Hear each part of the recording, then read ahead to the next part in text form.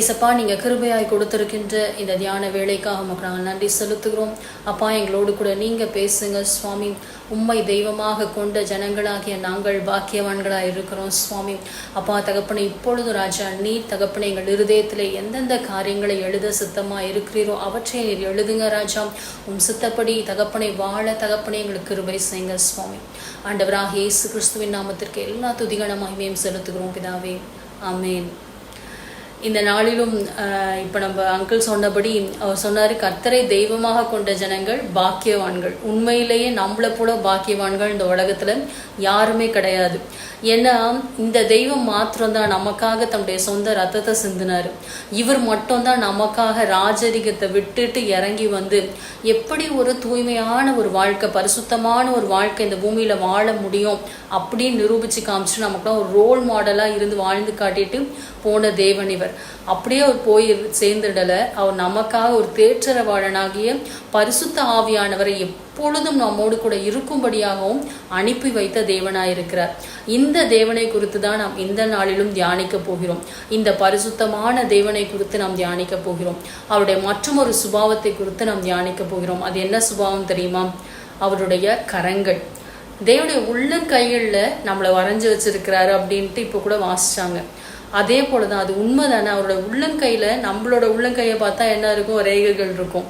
ஆனால் ஆண்டவருடைய உள்ளங்கையை நீங்கள் பார்த்தீங்கன்னா நம்மளோட ஃபோட்டோவை தான் ஆண்டவர் வரைஞ்சி வச்சிருக்கிறார். எதனால் வரைஞ்சி வச்சிருக்கிறாருன்னா, நம்ம மேலே இருக்கிற அன்பின் நிமித்தமாக அவர் நம்மை அவ்வளவாய் நேசிக்கிறார். தூதர்களை காட்டிலும் அவர் நம்மை நேசிக்கிறார். அதனால தான் அவர் தூதர்களுக்கு கை கொடாமல் நமக்கு கை கொடுக்கும்படி வந்தார் அப்படின்ட்டு எபிரேயர் 1வது அதிகாரத்தில் எழுதியிருக்கிறத பார்க்குறோம். சரி, இந்த ஆண்டவராகிய கர்த்தருடைய கரம் எப்படிப்பட்டது அப்படின்றது குறித்து தான் இன்று நம்ம தியானிக்க இருக்கோம். இதை குறித்து வேதத்தில் என்ன சொல்லப்பட்டிருக்கு? நாம் எல்லாரும் அறிந்தபடி ஆண்டவர் இஸ்ரவேலை தமக்கென்று ஒரு ஜாதியாய் தெரிந்து கொண்டார். எதற்காக தெரிந்து கொண்டார்? ஒரு ஆசாரிய கூட்டமாய், ஒரு ராஜரிக கூட்டமாய் தெரிந்து கொண்டார். அவர்கள் மூலமாய் நம்மை ரட்சிப்பதற்காக ஆண்டவர் ஒரு ஜாதியை தெரிந்து கொள்றார். ஆபிரகாமின் சந்ததியை ஆண்டவர் தெரிந்து கொண்டதை நாம் அறிந்திருக்கிறோம். ஆனாலும் ஒரு காலத்தில் அவங்க எகிப்தில் அடிமைகளாக இருக்க வேண்டிய நேரமாக இருந்தது. அவர்கள் அடிமைகளாக இருந்தப்ப அந்த காலம் முடிந்த பொழுது, சரியாக 430 வருடங்கள் முடிந்த பொழுது ஆண்டவர் என்ன பண்றாரு? அவங்கள மோசையை கொண்டு எகிப்திலிருந்து விடுவித்து கூட்டு வர்றார். ஆண்டவர் அவங்கள சும்மா கூட்டிட்டு வரல. இன்னைக்கு நம்ம வர்ஷிப் டைம்ல பார்த்தபடி ஆண்டவர் என்ன பண்ணுவாராம்? நமக்கு ஆண்டவர் அவருடைய கரங்கள் எப்பொழுதும் உதவி செய்கிற கரங்களா இருக்கு. ஆனால் நம்முடைய சத்துருக்களுக்கு அவருடைய கரங்கள் எப்படி இருக்காம்? விரோதமா இருக்கிறது. அவருடைய கரங்கள் நம்முடைய சத்துருக்களுக்கு பயங்கரமா இருக்கிறது. அவர் என்ன பண்ணாரு? அநியாயமா இந்த இஸ்ரவேல் ஜனங்களை அடிமைப்படுத்தி வைத்திருந்த அந்த எகிப்தியரை ஆண்டவர் என்ன பண்ணாராம்? 10 வாதைகளினால ஆண்டவர் தண்டித்தார். எகிப்தின் தெய்வங்களின் மீது ஆண்டவர், அவருடைய தேவர்களின் மீது ஆண்டவர் நீதி செய்தார் அப்படின்ட்டு வேதத்துல எழுதப்பட்டிருக்கு. நம்ம எல்லாருமே சின்ன வயசுல இருந்தே அந்த 10 வாதைகளை பத்தி படிச்சிருக்கோம். ஒரு வாதைக்கும் ஒரு காரணம் உண்டு. என்னன்னு பாத்தீங்கன்னா, எகிப்து தேசத்தார் அந்த நைல் நதியை தான் அவங்க தெய்வமாக வணங்கினாங்க. அந்த நதி இருக்கிறதுனால தான் அவங்களுக்கு செழிப்பு அப்படின்ட்டு அவங்க நம்பினாங்க. அதனால என்ன ஆச்சுன்னு பார்த்தீங்கன்னா, ஆண்டவர் அந்த நதியை அடித்தார். அந்த நதியின் தண்ணீரெல்லாம் ரத்தமாய் மாற்றினார். அவங்க சூரியனை வணங்கினாங்க. அதனால ஆண்டவர் 3 நாள் காரிருளை அனுப்பினார். இந்த மாதிரி ஒரு வாதைக்கும் ஒரு காரணத்தை ஆண்டவர் வைத்திருந்தார். அப்போ எங்கெங்கெல்லாம் இந்த வசனத்தை, இந்த விஷயத்தை விவரிக்கப்பட்டிருக்கிறதோ, ஆண்டவர் செய்த இந்த அற்புதம் நினைவு கூறப்பட்டிருக்கிறதோ, அந்த இடத்துல எல்லாம் ஒரு வாக்கியம் பயன்படுத்தப்பட்டிருக்கு. உதாரணத்திற்கு உபாகமம் 26வது அதிகாரம் 8வது வசனத்துல பார்த்தீங்கன்னா, அதில் என்ன தெரியுமா சொல்லப்பட்டிருக்கு? பலத்த கையினாலும் ஓங்கிய புயத்தினாலும் உங்களை எகிப்திலிருந்து புறப்பட பண்ணினார். யாரை புறப்பட பண்ணினார்? இஸ்ரவேல் ஆண்டவர் புறப்பட பண்ணினார். இந்த எகிப்து எதுக்கு சமமா இருக்கிறது தெரியுமா? இன்றைய உலகத்தின் பாவ உலகத்திற்கு சமமா இருக்கிறது. நம்மையும் கூட ஆண்டவர் எகிப்திலிருந்து புறப்பட பண்ணியிருக்கிறார். இப்போ இந்த வேதத்துல எழுதப்பட்டிருக்கிறதெல்லாம் வெறும் சாதாரணமாக ஃபிசிக்கல் ரெல்க்கு மட்டும் கிடையாது. அது ஆவிக்குரிய ரீதியிலும் நம்ம அதுக்கு ஒரு அர்த்தம் இருக்குது. நாம் எல்லாருமே ஒரு காலத்தில் பாவத்துக்கு அடிமையாக இருந்தோம். அந்த பாவ அடிமைத்தன வீட்டிலிருந்து தேவன் நம்மை மீட்டு அவருடைய இரத்தத்தினால் கழுவி நம்மளை ரட்சித்து அவருடைய ராஜ்யத்திற்குள் நம்மை சேர்த்து கொண்டார். நம்மை அவர் இஸ்ரவேலாக மாற்றினார். ஆகவே தான் வேதம் சொல்லுகிறது, நாமும் எகிப்திலிருந்து மீட்கப்பட்டவர்கள். எப்படி ஆண்டவர் மீட்டாரு? பலத்த கையினாலும் ஓங்கிய புயத்தினாலும் அவர் நம்மை மீட்டு கொண்டார் அப்படின்னு எழுதப்பட்டிருக்கு. அப்போ ஆண்டவருடைய கை எப்படிப்பட்டது? அது பலத்த கை. சின்ன வயசுல கூட நமக்கு பாட்டெல்லாம் சொல்லி தந்திருப்பாங்க இல்லையா? My God is so big so mighty and strong அப்படின்னு சொல்லிட்டு. நம்முடைய ஆண்டவருடைய கரங்கள் எப்படிப்பட்ட கரங்கள்? அவை பலத்த கரங்கள். நம்முடைய சத்துருக்களுக்கு விரோதமாக இருக்கின்ற பயங்கரமான கரங்கள்.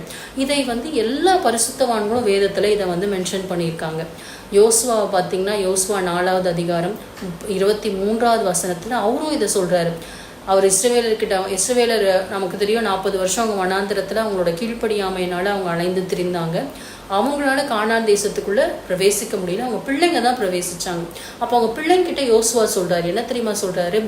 பலத்த கையினாலும் ஓங்கிய புயத்தினாலும் எகிப்திலிருந்து உங்க பெற்றோர் ஆண்டவர் புறப்பட பண்ணினார்.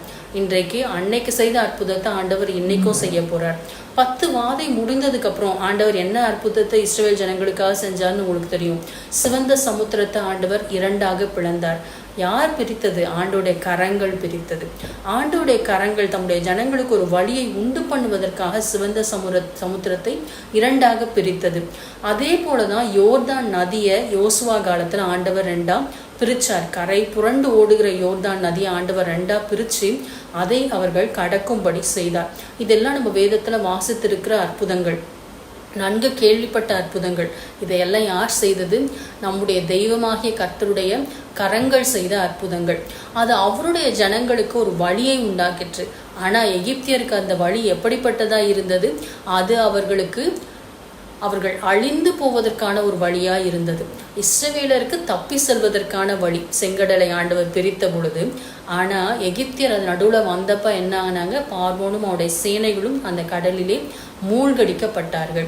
ஆகவே ஆண்டவருடைய கரங்கள் நமக்கு பலத்த கரங்களா இருக்கிறது, நம்முடைய சத்துருக்களுக்கோ பயங்கரமான கரங்களா இருக்கிறது. இதே காரியத்தை நம்ம வேதம் முழுவதிலும் பார்க்கலாம். அநேக உதாரணங்களை இதற்காக நாம் சொல்ல முடியும். இன்னொரு உதாரணத்தை பார்ப்போம். 1 ராஜாக்கள் 5வது அதிகாரத்துக்கு நம்ம வந்தோம்னா, சாமுவேல் தீர்க்கதரிசி இருந்த காலத்திற்கு முந்தைய காலம். அந்த காலத்துல என்ன ஆச்சு? ஏலி தீர்க்கதரிசி, ஏலி பிரீஸ்டா இருக்கிறார், அவர் தான் ஆசாரியரா இருக்கிறார். அவருடைய பிள்ளைகள் ரொம்ப துன்மார்க்கமான வழியில நடந்துட்டு இருக்காங்க. அப்போ ஒரு யுத்தம் வருது, இஸ்ரவேலுக்கும் பெலிஸ்தருக்கும். அந்த யுத்தத்துல ஆண்டவர் அவங்களுக்கு உதவி செய்யல. ஏன்னா அவங்க வழி விலகி போயிட்டாங்க. ஆண்டவருடைய சொற்களுக்கு கீழ்ப்படியாம நடந்துட்டு இருந்த காலம் அது. அப்போ ஆண்டவர் அவங்களுக்கு உதவி செய்யல. தேவனுடைய பெட்டியை பெலிஸ்தர் பிடிச்சிட்டு போயிட்டாங்க. பிடிச்சிட்டு போன உடனே என்ன ஆகுதுன்னா, அவங்க அஸ்கலோன், இப்போ இருக்கிற காசா இருக்கு பார்த்தீங்களா, அதான் அந்த காலத்தில் பெலிஸ்தியருடைய தேசமாக இருந்தது. அவங்க அஸ்கலோன் அப்படின்ற அவங்க பட்டணத்துக்கு எடுத்துகிட்டு போயிட்டு அவங்களோட தேவனுடைய கோயிலில் அதை வைக்கிறாங்க. வச்சுட்டு அடுத்த நாள் பார்த்தா அந்த அவங்க வணங்கின விக்கிரகத்தோட பேர் தாகும். அடுத்த நாள் பார்த்தா அந்த சிலை அப்படியே விழுந்து கிடக்குது. ஒரு வேளை ஏதோ எதேச்சியாக விழுந்திருக்கும் போல அப்படின்னு அடுத்த நாள் அதை நிமித்தி வச்சுட்டு அடுத்த நாள் பார்க்குறாங்க. அடுத்த நாள் பார்த்தா அது நல்லா குப்புற விழுந்திருக்கு. அதோட கையும் உடஞ்சி போய் கிடக்குது பக்கத்தில். உடனே அந்த பூஜாசாரிகள் தன்னைத்தானே காப்பாற்றிக்க முடியாத இந்த தெய்வத்தை நம்ம வணங்குறதான்னு சொல்லிட்டு அந்த கோயில் வாசப்படியே இது வரைக்கும் மிதிக்கிறது இல்லை அப்படின்னு வேதத்தில் எழுதியிருக்கு. அது மட்டும் இல்லை, ஆண்டவருடைய கை அந்த நகரத்தின் மீது அங்கே பாரமாக இருந்தது அப்படின்னு அந்த அதிகாரத்தில் எழுதப்பட்டிருக்கு. இதை எங்கே பார்க்கலாம்? 1 சாமுவேல் 5வது அதிகாரத்தில் 6 மற்றும் 11வது வசனத்தில் அங்கே தேவனுடைய கை பாரமா இருந்தது அப்படின்னு எழுதப்பட்டிருந்தது. தேவனுடைய கை பாரமா இருந்ததுனால என்ன ஆச்சு அப்படின்னு பார்த்தீங்கன்னா, அங்கே ஒரு கொள்ளை நோய் வந்தது, மூல நோய் வந்தது. சிறியோர் முதல் பெரியோர் மட்டும் எல்லாரையும் அதை அஃபெக்ட் பண்ணுச்சு. அநேக சாவு, அந்த பட்டணம் முழுசும் சாவு மும்முரமாக இருந்தது அப்படின்னு எழுதப்பட்டிருக்கு. சரி, அஸ்கலோன்லேருந்து என்ன பண்ணுறாங்க? தேவனுடைய பெட்டியை காத் பட்டணத்துக்கு எடுத்துகிட்டு போகிறாங்க. அங்கேயும் சாவு, அங்கேயும் கொள்ளை நோய். அங்கேருந்து எக்ரோனுக்கு எடுத்துகிட்டு போகிறாங்க, அங்கேயும் சாவு, அங்கேயும் கொள்ளை நோய். பெலிஸ்தியர் பயந்து போய் அந்த பிரபுக்களெல்லாம் சேர்ந்து இந்த தேவனுடைய பெட்டியை நம்ம எடுத்துகிட்டு வந்தது நமக்கு என்ன ஆயிடுச்சு? பயங்கரமான அழிவாயிடுச்சு. நம்ம என்ன பண்ணோம்? இது அவங்க ஊருக்கே திருப்பி அனுப்பிடலாம், இஸ்ரவேலுக்கே திரும்பி அனுப்பிடலான்னு சொல்லிட்டு அந்த பெட்டியை இஸ்ரவேலுக்கு அவங்க திரும்ப அனுப்பிடுறாங்க.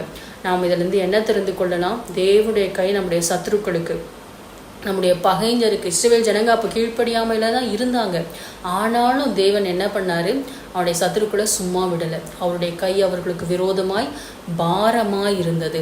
ஆனால் நமக்கு ஆண்டவருடைய கை எப்படி இருக்கு அப்படின்னு பார்த்தீங்கன்னா, என்னாகமத்துக்கு வருவோம். என்னாகமம் 11வது அதிகாரத்தில் 23வது வசனத்தில் பார்த்தீங்கன்னா, மோசைக்கிட்ட ஆண்டவர் பார்த்து என்ன தெரியுமா கேட்குறாரு? கர்த்தருடைய கை குறுகிற்றோ, கர்த்தருடைய கை குறுகி இருக்கிறதோ அப்படின்னு கேட்குறாரு. ஏன் மோசைக்கும் ஆண்டவருக்கும் நல்ல ரிலேஷன் தானே, என்னாச்சு திடீர்னு ஆண்டவர் ஏன் மோசைக்கிட்ட வந்து கர்த்தருடைய கை குறுகி இருக்குதா அப்படின்னு கேட்குறாரு அப்படின்னு நீங்கள் பார்த்தீங்கன்னா அதுக்கு என்ன காரணம்னா, இந்த இஸ்ரவேல் ஜனங்கள்லாம் எகிப்துலேருந்து வந்ததுக்கப்புறமா ஆண்டவர் மன்னாவை கொடுக்குறாரு. தினந்தோறும் அவங்களுக்கு மன்னாவை கொடுக்குறாரு. தேவ தூதர்களின் உணவையே அவங்களுக்கு கொடுக்குறாரு. ஆனாலும் அவங்களுக்கு என்ன பண்ணாங்க, அவங்களுக்குள்ள பல ஜாதியான ஜனங்கள் கலந்துருந்ததுனால அவங்க ரொம்ப இச்சை உள்ளவர்களாகி, இங்கே நாங்கள் எகிப்துலேருந்து மீன் சாப்பிட்டோம், கீரை சாப்பிட்டோம், வெங்காயம் சாப்பிட்டோம், பூண்டு சாப்பிட்டோம், எங்களுக்கு வெறும் மண்ணாக தான் இருக்குது அப்படின்னு சொல்லிட்டு அழுறாங்க கூடாரத்தில். உடனே மோசே ஆண்டவர்கிட்ட போய் கேட்குறாரு, என்ன ஆண்டவரே செய்கிறது, இந்த ஜனங்க எதுக்குமே திருப்தியாக மாட்டாங்களே அப்படின்னு சொல்லிட்டு. அப்போ ஆண்டவர் சொல்கிறார், நான் அவங்களுக்கு மாம்சம் கொடுப்பேன். எப்போ எவ்வளோ நாள் கொடுக்குறாரு ஆண்டவரே, இங்கே இருக்கிற காலாட்கள் மட்டும் 6 லட்சம் பேர் அப்படின்னா அங்கே இருக்கிற மென் மட்டும் 6 லட்சம் பேர். இன்னும் வந்து பெண்களை கணக்கிடல, குழந்தைகளை கணக்கிடல. இப்படி இருக்கும்போது எப்படி ஆண்டவரை இவ்வளோ பேருக்கு வந்து நீங்கள் மாம்சம் கொடுக்க முடியும்?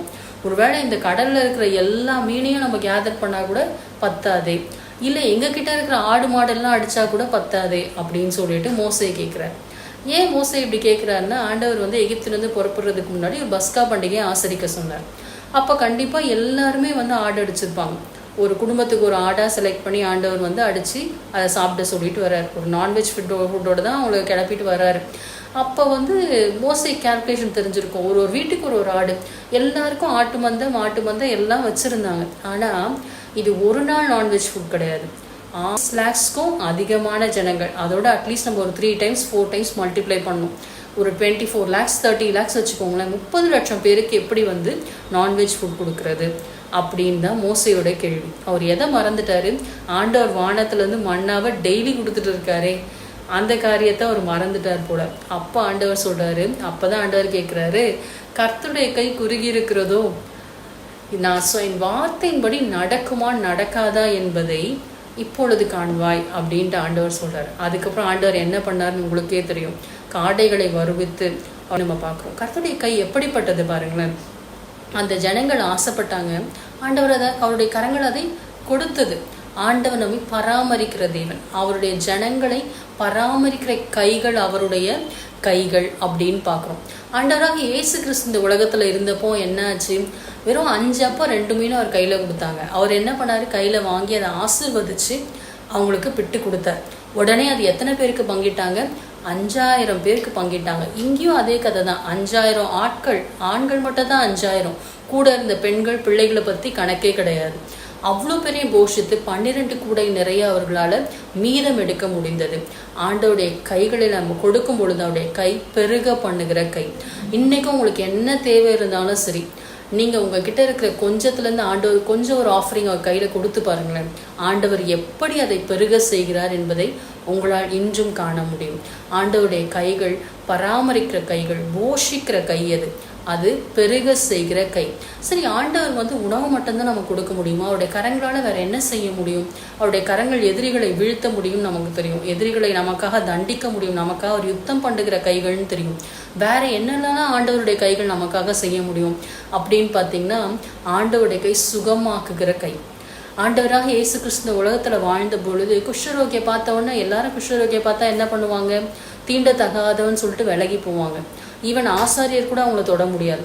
அவங்க சரியானதுக்கு அப்புறமா தான் அவங்க சுகமாயிட்டாங்களா இல்லையான்னு தொட்டு செக் பண்ண முடியும். ஆனால் ஆண்டவர் என்ன பண்ணார், தொட்டு சுகமாக்கினார். சித்தமுண்டு சுத்தமாகுன்னு தொட்டு சுகமாக்கினார்.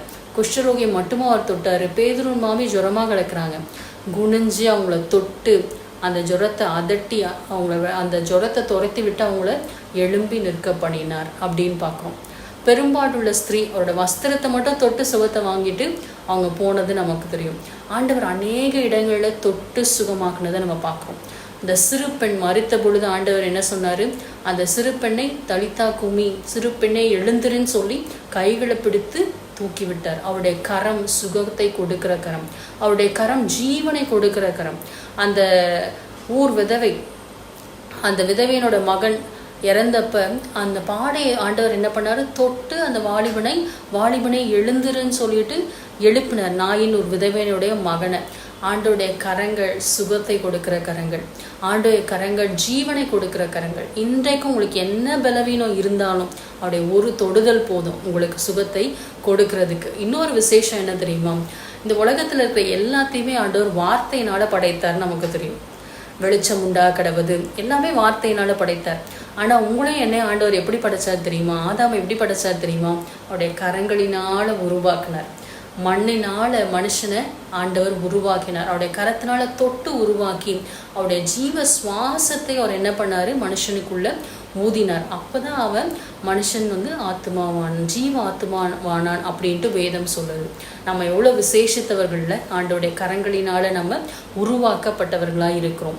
ஆண்டவர் நம்ம ரொம்ப நேசிக்கிறவரா இருக்கிறதுனால அவருடைய கரத்தினால அவர் உருவாக்கி இருக்கிறார். இப்படி நம்ம ஆண்டவருடைய கரத்தினுடைய வல்லமையை குறித்து தியானித்து கொண்டே போகலாம். இதுக்கு ஒரு எல்லையே கிடையாது. நான் உங்களுக்கு சில குறிப்புகளை சொல்லியிருக்கிறேன்.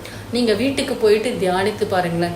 ஆண்டோடைய சமூகத்தில் உட்கார்ந்து ஆண்டோடைய கரங்கள் உங்கள் வாழ்க்கையில் என்னென்ன செய்ததுன்னு கொஞ்சம் யோசிச்சு பாருங்களேன்.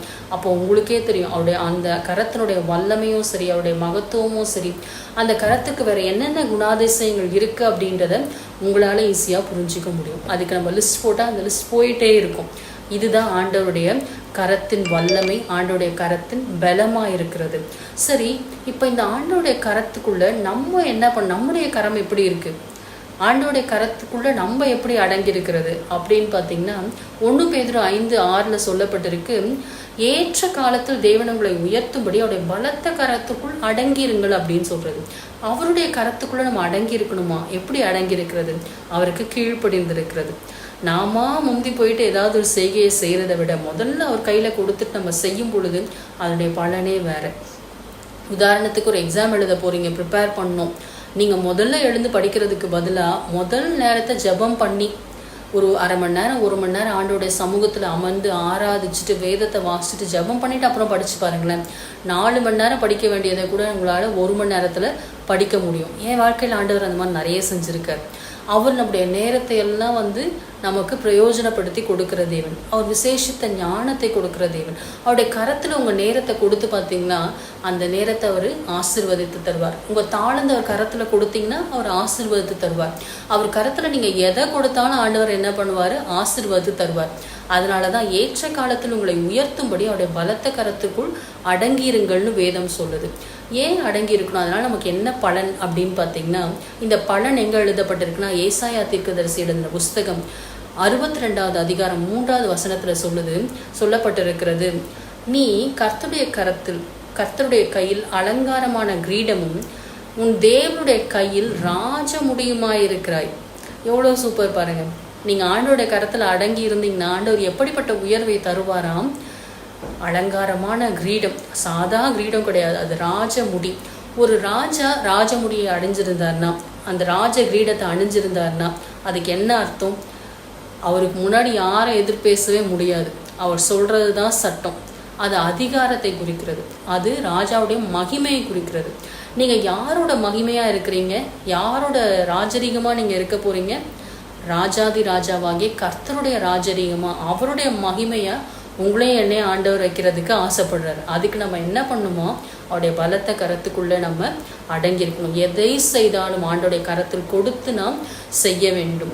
ஆண்டோடைய குணாதிசயங்களுடைய கரத்தினுடைய குணாதிசயங்களில் இன்னும் ஒன்று மட்டும் நான் சொல்கிறேன். இது எனக்கு ரொம்ப பிடித்தமான ஒரு குணாதிசயம். இது என்ன தெரியுமா? உன்னத பாட்டு 2வது அதிகாரம் 6வது வசனத்தில் எழுதப்பட்டிருக்கு, அவருடைய இடது கை என் தலையின் கீழ் இருக்கும், அவருடைய வலது கை என்னை அணைத்து கொள்ளுகிறது அப்படின்னு சொல்லிட்டு. இந்த காட்சியை நம்ம எப்படி இமேஜின் பண்ணலாம்? எப்படி நீங்கள் இதை விஷுவலைஸ் பண்ணிங்கன்னா எப்படி தெரியும்னா, எங்கே நீங்கள் இந்த காட்சியை நீங்கள் பார்த்துருப்பீங்கன்னா, ஒரு தாய் தன்னுடைய குழந்தைய எப்படி வச்சுருப்பாங்கன்னு கவனிச்சிருக்கீங்களா? அந்த குழந்தையினோட அவங்களோட இடது கை அந்த குழந்தையினோட தலையின் கீழே இருக்கும், அப்படி தானே? அதுக்கப்புறம் வலது கையால் அதை அணைச்சிருப்பாங்க. சில நேரத்தில் குழந்தை அழும்போது இப்படி தானே தேற்றுவாங்க. அப்போ ஆண்டவருடைய இடது கை நம்மளோட தலையில் கீழே இருக்கா. நம்ம ஒரு குழந்தைய போல ஆண்டவர் வச்சிருக்காரு. அவர் நம்மளை அரவணைக்கிற தேவனாக இருக்கிறார். இந்த அரவணைப்புக்கு, இந்த அணைப்புக்கு என்ன கர்த்தம் அப்படின்னு பார்த்தீங்கன்னா, லூக்காவோட சுவிசேஷம் 15வது அதிகாரத்தில் ஆண்டவர் ஓமையை சொல்லியிருப்பார். எதை பற்றி சொல்லியிருப்பார்னா, ஒரு மனுஷனுக்கு 2 குமாரர்கள் இருந்தாங்க. கெட்ட குமாரன் என்ன பண்ணால் சொத்தெல்லாம் பிரிச்சுட்டு போயிட்டு எல்லாத்தையும் அழிச்சிட்டு திரும்ப வரான். அந்த கெட்ட குமாரன் மனம் திரும்பி வரும் பொழுது, அவன் தூரத்தில் வரும் பொழுதே அப்பா பார்த்துடுறாராம். அப்பா அவனை பார்த்த உடனே ஒரு மனதுருகி ஓடி போய் அவனை கழுத்தை கட்டி கொண்டு அணைத்து அவனை முத்தம் செய்தார் அப்படின்னு. அப்படின்னா என்ன அர்த்தம்? அணைக்கிறதுக்கு என்ன தெரியுமா அர்த்தம்? ஆவிக்குரிய அர்த்தம் என்னன்னா ஏற்றுக்கொள்றது. அனைத்து முத்தமிடுறதுக்கு என்ன அர்த்தம்னா ஏற்றுக்கொண்டு மன்னிக்கிறது. அதனால தான் உன்னத பாட்டில் நீங்கள் பார்த்தீங்கன்னா ஒரு மணவாளனுக்கும் மணவாட்டிக்கும் இருக்கிற அந்த உறவை குறித்து கொடுத்துருக்கோம். அது நமக்கும் ஆண்டவராகிய இயேசு கிறிஸ்துவுக்கும் இருக்கிற உறவு. அவள் சொல்லுவா, நான் கருப்பாக இருக்கிறேன் அப்படின்னா பாவத்தினால நான் கருப்பாக இருக்கேன். ஆனால் ஆண்டவர் அந்த பாவத்தை எல்லாம் என்ன பண்ணார்? அவருடைய ரத்தத்தினால கழுவி அவரை நமக்கு மணவாட்டியாக நம்ம அவருக்கு மணவாட்டியாக அவர் ஏற்றுக்கொண்டார். அதனால உன்னத பாட்டு 2:6 சொல்லியிருக்கிறபடி அவர் இடதுக்கு என் தலையின் கீழ் இருக்கும், அவர் வலதுக்கு என்னை அணைத்து கொள்ளுகிறதுனா என்ன அர்த்தம்? ஆண்டவர் என்னை ஏற்றுக்கொண்டார், ஆண்டவர் என்ன மன்னிச்சிட்டாரு அப்படின்னு அர்த்தம். அதுதான் ஒரு தகப்பனுடைய அரவணைக்கும் கரம், ஒரு மணவாளுடைய அரவணைக்கும் கரம். ஆண்டவர் நம்மை மன்னிக்கிற கரத்தை உடையவர். நம் சத்துருக்களை அவர் தண்டிக்கிறார். ஆனால் நம்ம ஆண்டவர் என்ன பண்ணுறாரு? நம்ம மனம் திரும்பி அவர் இடத்துல போகும்பொழுது ஆண்டவர் நம்மை மன்னிக்கிறவராக இருக்கிறார். சரி, ஒரு 2 சாட்சியோடு நான் இந்த செய்தியை முடிச்சுக்கிறேன். நம்மளுடைய கரங்கள் எப்படி இருக்கும்? இதெல்லாம் ஆண்டவருடைய கரங்கள், சரியா? அப்போ நம்ம கரங்கள் எப்படி இருக்கணும்? நமக்கே தெரியும், நம்முடைய கரங்கள் சுத்தம் உள்ளவைகளாக இருக்கணும். ஏன்னா நம்ம ஆராதிக்கிற தேவன் பரிசுத்தம் உள்ளவர். ஆகவே நம்முடைய கரங்களை நம்ம சுத்தமாக காத்துக்கணும். எப்படி சுத்தமாக காத்துக்கணும்? லைஃப் பாய் இல்லைன்னா டெட்டால் ஹேண்ட் வாஷ் வச்சு கழுவுனா நம்ம கைகள்லாம் சுத்தமாயிடுமா? அவசியம்தான், அந்த சுத்தமும் அவசியம்தான். ஆவிக்குரிய ஒரு பரிசுத்தம், பரிதானம் வாங்காமல் இந்த கைகளினால் பாவம் செய்யாமல் நம் கைகளை காத்து கொள்ள வேண்டும் அப்படின்னு வேதம் சொல்லுது. அப்படி நம்ம காத்து கொள்ளும் பொழுது நம்முடைய கைகளின் கிரியைகளை எல்லாம் ஆண்டவர் ஆசீர்வதிப்பார். நாம் செய்வதெல்லாம் வாய்க்கும்படி ஆண்டவர் செய்வார் அப்படின்னு வேதம் சொல்லுது. ஒரு தடவை எனக்கு ஒரு நல்லா தெரிஞ்ச ஒரு பிரதர் எனக்கு இந்த சாட்சியை சொன்னார். இந்த கோவிட் சீசனில் அவருக்கு ரொம்ப அவர் ஊரில் இருந்திருக்காரு. அந்த சமயத்தில் ரொம்ப டயர்டாக இருந்துச்சா. கிட்டத்தட்ட எல்லா அறிகுறியுமே ஒரு கோவிட் வந்ததுக்கான அறிகுறியாக இருந்துதான். உடனே அவரால் எழுந்துக்கவே முடியலையா, படுத்துகிட்டே இருக்கணும் போல தான் இருந்துச்சா. ரொம்ப டயர்டாக எக்ஸாஸ்டடாக இருந்துச்சான். அன்னைக்கு ஈவினிங் அவங்க சர்ச்சில் ஒரு மீட்டிங் மாசுன்னு சொன்னார் ஒரு கத்தோலிக்க சகோதரர். உடனே அந்த மீட்டிங் அட்டன் பண்ணுறதுக்காக இவர் ரொம்ப பலவீனமாக இருந்தாலும் எழுந்த முடியாமல் இருந்தாலும் சரி நம்ம மீட்டிங் எப்படியாவது அட்டன் பண்ணிடணும்னு சொல்லிட்டு அவர் கிளம்பி போனாராம். கிளம்பி போனப்போ அவங்க திருச்சபை இருந்த ஏரியாவில் நிறைய மரங்கள் அப்படி ஒரு தோட்டம் மாதிரி இருக்குமா. அவர் அந்த வளாகத்தில் நுழைஞ்சோன்னு பார்த்தாரா, ஒரே அந்த இடம் பயங்கர குப்பையாக இருந்துச்சான். குப்பையாக இருந்துச்சுன்னா சருகுகள்லாம் கடந்து அப்படியே ரொம்ப குப்பையாக இருந்துச்சா. மீட்டிங் நடக்க போது இவ்வளோ அசுத்தமாக இருக்கே இடம்னு சொல்லிட்டு அவர் உடனே என்ன பண்ணாரோ அவர் தொடப்பத்தை எடுத்து அவர் க்ளீன் பண்ண ஆரம்பிச்சிட்டாராம். அங்கே அதுக்கப்புறமா கொஞ்சம் நேரம் கழிச்சு ஒரு 2 லேடிஸ் கூட இவருக்கு எதுக்கு இந்த வேலைன்ற மாதிரி பார்த்து கிண்டலாக கூட சிரிச்சுட்டு போனாலும். ஆனால் அவருக்குள்ளே வைராக்கம், இது என்னோட தேவனுடைய ஆளை, இது எப்படி குப்பையாக இருக்கலாம் அப்படின்னு சொல்லிட்டு அவர் எல்லாத்தையும் க்ளீன் பண்ண ஆரம்பிச்சாராம். க்ளீன் பண்ணிவிட்டு அதுக்கப்புறமா க்ளீன் பண்ணி முடிக்கிறதுக்குள்ளே இன்னும் அந்த துப்புரவு பணியாளர்களும் அவங்களும் சேர்த்து க்ளீன் பண்ணி முடிச்சிட்டாங்களாம். இவர் ஆக்சுவலாக அவங்க சர்ச்சில் கீபோர்டு வாசிக்கிறவர் ஒரு பிரதர். அதுக்கப்புறமா ஆராதனைன்னு போயிட்டு அவர் ஆண்டவருக்கும் சேவை செஞ்சுட்டு அவர் வீட்டுக்கு வந்துட்டதுக்கப்புறமா தான் அவர் யோசிச்சே பார்க்குறாரா, நமக்கு ஒரு பலவீனம் வந்துச்சு, நம்ம ரொம்ப பயங்கர டயர்டாக எக்ஸாஸ்டடாக ஃபீலிங் இருந்துச்சு, இப்போ அந்த ஃபீலிங் எதுவுமே இல்லையே, வழக்கம் போல் நான் ரொம்ப சுறுசுறுப்பாக இருக்கிறேனே அப்படின்னு சொல்லிட்டு. அப்போ தான் அவருக்கு உணர்வு வந்துச்சா, நம்ம ஆண்டோடைய ஆலயத்தை போய் சுத்தம் பண்ணுவோம்ல, உடனே நமக்கு இந்த சோர்வெல்லாம் போயிடுச்சு அப்படின்னு. அப்போ அவருடைய கரங்கள் அவர் எதற்காக கொடுத்தாரு? தேவனுடைய அந்த ஆலயத்தை சுத்தப்படுத்துறதுக்காக அவர் கொடுத்த பொழுது அவர் இழந்த அந்த பலத்தை அவர் பெற்றுக்கொண்டார். அந்த நோய்க்கான அறிகுறியே இல்லாமல் அது அப்படியே போயிடுச்சு. அவர் கண்டிப்பாக சொல்கிறாரு, எனக்கு அந்த சமயத்தில் கோவிட் தான் வந்துச்சுன்னு எனக்கு நல்லாவே தெரியும், ஆனால் நான் டெஸ்டிங்லாம் போகல, எல்லா சிம்டம்ஸும் அப்படியே இருந்தது, ஆனால் தேவன் என்னை அற்புதமாய் சுகமாக்கினார். ஏன்? அவருடைய கரத்தை அவர் எதற்காக கொடுத்தாரு? தேவனுடைய ஊழியத்தை செய்கிறதுக்காக. அதுவும் ஒரு ஊழியம்தான். நம்ம போயிட்டு நம்மளோட ஆலயத்தெல்லாம் சுத்தம் பண்ணணும்னு கூட அவசியம் இல்லை, அதை அசுத்தமாக்காமல் இருந்தாலே அது ஒரு பெரிய சேவை தான் நான் சொல்லுவேன். இதே மாதிரி இன்னொரு சாட்சியை நான் கேட்டேன். அண்ணா யூனிவர்சிட்டிக்கு ஒரு தடவை ஒரு ஒர்க் ஷாப்காக போயிருந்தோம். அங்கே ஒரு ப்ரெசன்டேஷன்லாம் பண்ண வேண்டியிருந்துச்சு. என்னுடைய கல்லூரி சார்பாக என்னை அனுப்பியிருந்தாங்க. ப்ரெசன்டேஷன்லாம் முடிஞ்சோடனே லஞ்ச் டைம் அப்போ ஒரு பஃபே டைம். அப்போ நாங்கள் லஞ்ச் சாப்பிட்டுட்டு இருந்தப்போ எல்லாரும் உங்கள் ப்ரெசன்டேஷன் நல்லா இருந்துச்சு அப்படின்னு கங்க்ராச்சுலேட் பண்ணாங்க. அப்போ நான் சொன்னேன், இது எல்லாமே கர்த்தருடைய கிருபை அப்படின்னு சொல்லிட்டு நான் என்னோட சாட்சியை சொல்ல ஆரம்பித்தேன். ஏன்னா எங்கே போனாலும் எப்படியாவது நான் எங்கேயாவது ஒரு ஆண்டவரை பற்றி சொல்லணும் அப்படின்னு எனக்கு ரொம்ப ஆசையாக இருக்கும். எனக்கு எப்படி பிஇ சீட் கிடச்சிது, எனக்கு எப்படி அந்த வேலை கிடச்சிது அப்படின்னு சாட்சி சொன்னேன். சாட்சி சொன்ன உடனே கூட அந்த அண்ணா யூனிவர்சிட்டியில் ஒர்க் பண்ணுற ஒரு ப்ரொஃபஸர் இருந்தாங்க. உடனே அவங்களும் சொன்னாங்க, எனக்கு வேலை கிடைச்சதும் ஏசப்பாவால் தான்ட்டு. அவங்க பொட்டெல்லாம் வச்சுட்டு இருந்தாங்க. அதனால் அவங்க கிறிஸ்டியனே நான் நினைக்கல. ஆனால் அவங்க சொன்னாங்க அவங்க சேவ்ட் கிறிஸ்டியனாக இருந்தாங்க, அவங்க ரட்சிக்கப்பட்டவங்களாக இருந்தாங்க. அவங்க சொன்னாங்க எனக்கும் ஏசப்பா தான் வேலை கொடுத்தாரு. எப்படி எனக்கு வேலை கொடுத்தாருன்னா, அவங்க வந்து எம்இ முடிச்சுட்டு, அவங்க எம்இ முடித்த காலத்துலலாம் வந்துட்டு எந்த காலேஜ் போனாலும் ஒரு ஹெட் ஆஃப் த டிபார்ட்மெண்ட்டாகவே பொசிஷன் கொடுத்துருவாங்க. ஆனால் அவங்க என்ன பண்ணியிருக்காங்க, எம்இ முடிச்சுட்டு அன்னைனர்ஸ்க்கு மட்டும் அப்ளை பண்ணிட்டு அவங்க இருக்கிறது ஒரு கிராமமாக. அந்த கிராமத்தில் வந்து சின்ன சபையில் நான் எப்போதுமே சபையிலே தான் கிடப்பேன், இப்படி தான் அவங்க சொன்னாங்க. நானும் எங்கள் அம்மாவும் காலையில் வந்து அப்பாவுக்கு சாப்பாடெலாம் கட்டி கொடுத்துட்டு அங்கே போயிடுவோம். அங்கே சர்ச்சை க்ளீன் பண்ணுறது, சர்ச்சுக்காக சமைக்கிறது, வரவங்களுக்கு டீ போட்டு தர்றது, அங்கேயே நல்லா ஜெபம் பண்ணுறது, எல்லா ஜெபத்துலையும் நான் பங்கேற்றுடுவேன் அப்படின்னு சொல்லிட்டு நைட்டு தான் நாங்கள் வருவோம் அப்படின்னு. அப்படி இருந்தப்போ தான் எனக்கு அண்ணா யூனிவர்சிட்டிலேருந்து கால் லெட்டர் வந்துச்சு. நான் போய் அட்டன் பண்ணேன். அப்படியும் வந்து அந்த ரிட்டன் டெஸ்ட் இருந்துச்சு. ரிட்டன் டெஸ்ட் எழுதுனதுக்கப்புறம் பார்த்தா என் பொசிஷன் வந்து 13வது பொசிஷன் தான். 10 பேரை தான் இன்டர்வியூக்கே கூப்பிடுவாங்கன்னு எனக்கு தெரியும். எனக்கு கண்டிப்பாக கிடைக்காதுன்னு நினச்சேன். ஆனால் ஏனோ தெரில என்ன ஒரு இன்டர்வியூ கூப்பிட்டாங்க. பார்த்தா செலெக்ஷன் லிஸ்ட்லேயும் என் பேர் வந்துடுச்சு. எனக்கு செலெக்ஷன் ஆர்டரும் வந்துச்சு. இது வந்து எனக்கு நல்லா தெரியும், இது ஆண்டவர் எனக்கு கொடுத்தது. இதில் பார்த்திங்கனாலும் அவங்களோட கரங்களை எதுக்காக அவங்க கொடுத்தாங்க, ஆண்டவருக்காக. அவங்க வேலையை தேடி போகல, அவங்க ஆண்டோட சபைக்கு போயிட்டு ஊழியம் செஞ்சாங்க. சின்ன சின்ன வேலைகள் தான். இன்றைக்கும் உங்கள் பிள்ளைங்க சபையில் இருந்தால் அட்லீஸ்ட் ஒரு சேர் எடுத்து அரேஞ்ச் பண்ணுறது, சேரை போடுறது, சின்ன சின்ன வேலைகள். அவங்களுடைய கரத்தை ஆண்டவருக்கு கொடுக்கறதுக்கு நீங்கள் சொல்லித்தாங்க. ஆண்டவருக்கு வேலை செய்கிறதுக்கு நீங்கள் சொல்லித்தாங்க. அப்போ வந்து ஆண்டவர் வந்து அவங்களுக்கு வர வேண்டிய ஆசீர்வாதங்களை ஆண்டவர் தானாக அவங்க கையில் கொண்டு வந்து கொடுப்பார். அந்த போல தான் இவங்களுக்கு என்ன பண்ணார், ஆண்டவர் அண்ணா யூனிவர்சிட்டிலேருந்து ஒரு அப்பாயின்மெண்ட் ஆர்டரை ஆண்டவர் வந்து கொடுத்தார். இப்படி நம்முடைய தேவன் நம்முடைய கரத்தின் கிரியை ஆசிர்வதிக்கிறதுக்கு அவர் ஆசையாக இருக்கிறார். நம்முடைய கரத்தின் கிரியைகளை ஆசிர்வதிக்கிறதுக்கு அவர் ஆசையாக இருக்கிறார். ஏன்னா அவருடைய கரம் அப்படிப்பட்டது. அவருடைய கரம் ஒரு தகப்புடைய கரம். ஒரு தகப்புடைய கரம் பிள்ளைங்களுக்கு ஏதாவது கொடுக்காமல் இருக்க முடியுமா? உங்ககிட்ட இருந்து உங்கள் பிள்ளைங்களுக்கு வந்து ஏதாவது ஒரு தேவைன்னா அவங்களால கொடுக்காமல் இருக்க முடியுமா? இருக்கவே முடியாதுல்ல. உங்கள் மனசு கேட்காதில்ல. அதை விட பெரிய மனசு நம்மளோட அப்பாவோடது. கர்த்தரை தெய்வமாக கொண்ட ஜனங்கள் பாக்கியமானவர்கள். நாம் அவருடைய பிள்ளைகளாக இருக்கிறோம். அதனால் நான் ரொம்ப பாக்கியவான்களாக இருக்கிறோம். அதனால் நான் இன்றைக்கி சொல்லுவேன், அவருடைய கரம் பலத்த கரம். அவருடைய கரம் நம்முடைய சத்துருக்களுக்கு பயங்கரமானது. அவர்களுக்கு அது பாரமாக இருக்கும். ஆனால் நம்மை அணைத்து கொள்ளுகிற கரம், நமக்காக அற்புதங்களை செய்கிற கரம், நமக்காக அதிசயங்களை செய்கிற கரம். ஏனென்றால் நம்முடைய தேவனுடைய கரம் வல்லமை உள்ளது, அது பராக்கிரமம் உள்ளது. அந்த தேவனுடைய கரங்களை தான் இன்னைக்கு நம்ம நோக்கி பார்க்க போகிறோம். நம்முடைய கண்கள் மற்ற எந்த மனுஷனுடைய கைகளையும் நோக்கி பார்க்க வேண்டிய அவசியம் இல்லை. உங்களுக்கு எந்த தேவையாக இருந்தாலும், அது சுகமாக இருந்தாலும் சரி, ஒரு ஃபினான்ஷியல் தேவையாக இருந்தாலும் சரி, உங்கள் வாழ்க்கையில் எந்த தேவையாக இருந்தாலும் எந்த மனுஷனுடைய கைகளையும் நாம் நோக்கி பார்க்க வேண்டிய அவசியம் இல்லை. ஏன்னா நம்முடைய தேவாதி தேவனும் நம்முடைய ராஜாதி ராஜாவும் நம்முடைய தகப்பனுமா இருக்கிறோடைய கரம் எப்படிப்பட்டது, எல்லா தேவைகளையும் சந்திக்க வல்லமை உள்ளது. அது கிருபை உள்ள கரம், அது பராக்கிரமம் உள்ள கரம். அந்த கரத்தை நோக்கி நாம் இன்றைக்கு பார்ப்போம். நம்முடைய தேவன் நம்முடைய எல்லா தேவைகளையும் சந்திப்பார். அவருடைய கரம் மாத்திரம்தான் நம்மை ஆசீர்வதிக்க முடியும். அந்த எல்லா ஆசீர்வாதங்களையும் கூட இன்று அவர் தர வல்லவராக இருக்கிறார். அவருடைய கரத்தை நோக்கி பார்ப்போமா? நன்றி இயேசு சுவாமி, நன்றி தகப்பனே. அப்பா, சிலர் ரதங்களை குறித்தும் சிலர் குதிரைகளை குறித்தும் மேன்மை பாராட்டுவார்கள். ஆனால் நாங்களோ எங்கள் ராஜாதி ராஜாவும் எங்கள் கர்த்தாதி கர்த்தாவுமாகிய உம்மையே தகப்பனே நாங்கள் மேன்மை பாராட்டுவோம்ப்பா. நீர் எங்கள் தெய்வமாக இருப்பதே எங்கள் மேன்மை தகப்பனே. நீர் எங்கள் தகப்பனாக இருப்பதே எங்களுடைய பாக்கியம் ராஜா.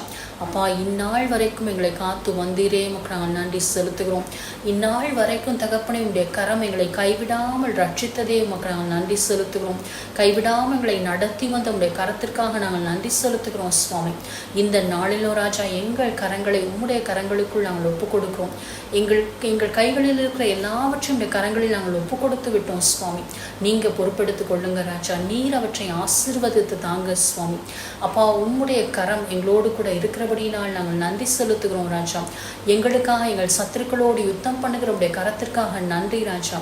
அப்பா, எங்களுக்கு சுகத்தை கொடுக்கிற உடைய கரத்திற்காக நன்றி சுவாமி. யார் யாரெல்லாம் பலவீனத்தோடு இருக்கிறார்களோ இந்த வேளையிலே உடைய கரம் தகப்பனை இறங்கி வந்து அவர்களை தொடட்டும் சுவாமி. அப்பா தகப்பனை உடைய பிள்ளைகளுக்கு என்ன தேவை இருந்தாலும் சுவாமி, அதை தேவரே நீர் சந்திப்பீராக ராஜா.